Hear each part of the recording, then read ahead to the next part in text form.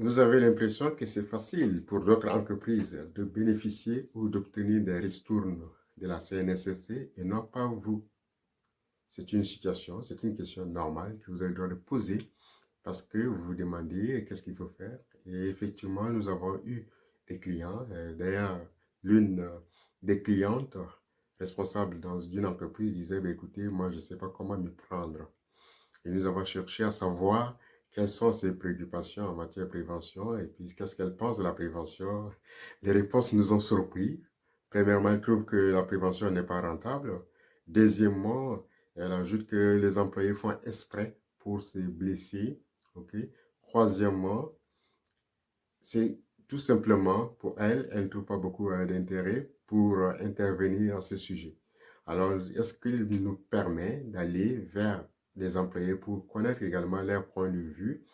Et nous avons été surpris par la qualité des réponses des employés qui disent qu'ils comprennent effectivement l'importance de la prévention, mais qu'on ne les associe pas, qu'ils n'ont pas l'occasion de s'exprimer, de donner leur point de vue, de comment intervenir pour pouvoir favoriser la prévention des accidents du travail parce qu'ils sont plus sous pression pour produire plus et gagner rapidement. Donc, produire plus, c'est l'objet quotidien de leur tâche, mais l'aspect prévention, non.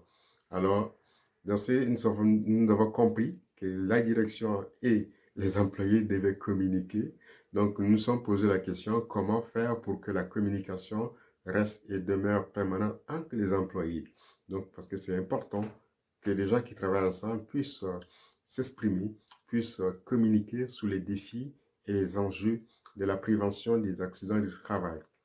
Alors, qu'est-ce que nous avons proposé? Nous avons dit que c'est mieux de partir vers les employés et l'équipe de direction. Ensemble, nous avons retenu la solution suivante, qui est de décentraliser les activités, de mettre sur place un comité qui existe déjà, mais qui n'était pas très actif. Alors, il fallait décentraliser les activités du comité et les employés se sont retrouvés avec plusieurs sous-comités. Donc, c'était un endroit pour eux de pouvoir enfin s'exprimer, de pouvoir prendre les choses en main au niveau de leur secteur d'activité, au niveau de leurs tâches, au niveau de leurs équipes.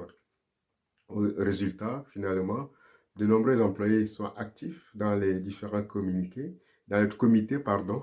Et qu'est-ce qui s'est passé? Ben, ils ont à cœur la prévention. Comment ils ont fait? Ben, entre eux, ils communiquent au niveau des sous-comités, ils résolvent le problème à leur niveau. Lorsqu'ils sont dépassés, ils vont aller solliciter de l'aide auprès de notre sous-comité ou du comité central ou des autres membres de l'entreprise compétente pour les appuyer.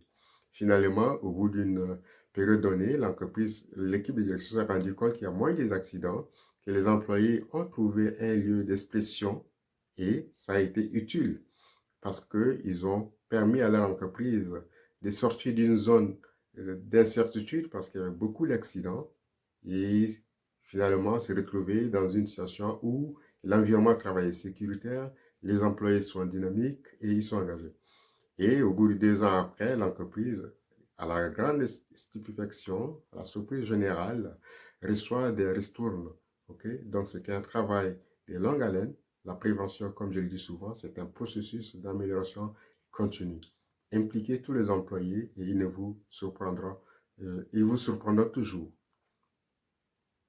Je vous invite à rester à l'affût de nos futures vidéos sur la prévention durable des accidents du travail. Merci de votre attention.